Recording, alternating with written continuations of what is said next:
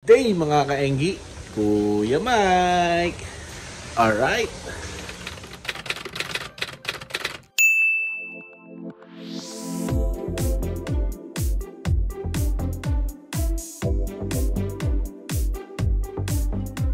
Yun mga kaenggi, no? So ngayon ay pupunta tayo sa high precision, no?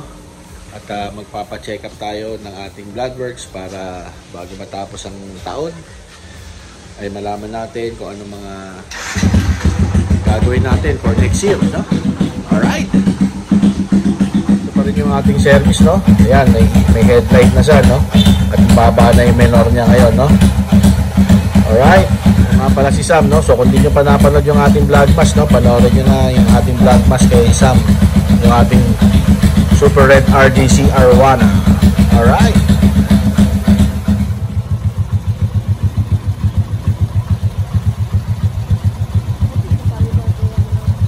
Yun mga kainggi, nandito tayo sa High Precision Diagnostic Plus, no, sa BF Homes. Nag-fill up na tayo ng form. Kaya na lang natin yung ating numero tawagin. Yun, nakapag-fill up na tayo ng form mga kainggi, no. So nandito tayo sa HP Diagnostic Plus, no.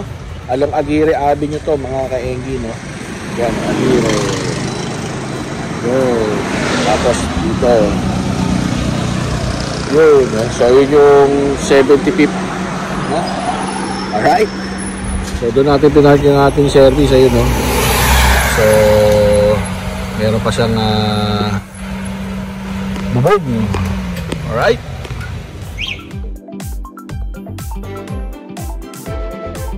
Yun mga kainggi, no? So waiting lang tayo dito, no? Para ma-interview, no? Kung ano mga gagawin sa atin, no? Alright. Mga kainggi, no?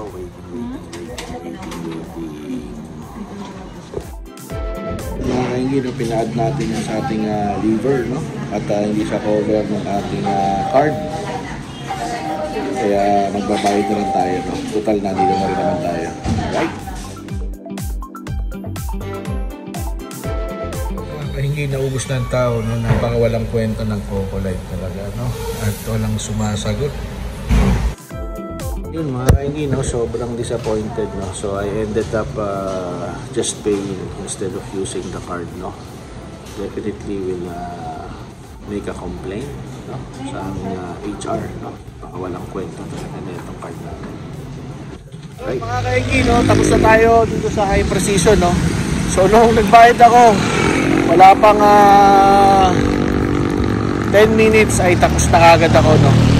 So ayun, no? Siguro I'll just file a complaint na lang, no? Doon sa ating health card. Kasi nga took me 2 hours para i-verify at hindi pa na-verify, no? Mga kainggi. Alright. Mga kainggi, no? So pagkatapos natin pumunta doon sa ating High Precision, no? Na medyo nakakalungkot at hindi gumana. Hindi naman sa hindi gumana yung ating health card, bagkus ay matagal yung kanilang pag-approve, no? So I ended up paying na lang para matapos na. Nung nagbayad ako 10 minutes tapos na lahat, no? So ngayon nandito tayo sa BMJ Meat Shop, no? Abangan mo yung ating sunod na content, no? Magluluto tayo ng caldereta, no? Sana payagan tayo ng may-ari na feature, no? I mean, may video ko yung ating Kuya Mike Caldereta na to, no? So, nandun tayo sa BMJ Meat Shop, no? So, dito tayo kumukuha ng fresh na baka, manok, baboy, no? Kung napanood nyo yung ating last video, yung steak, porterhouse daw yun, no? Sabi pala ni Kuya JB, no? Ayan, yan na may-ari ng BMJ Meat Shop, no? So, sa kanya ko kinukuha yung ating mga ginagamit na produce, no? Sa ating mga vlog, no? Alright?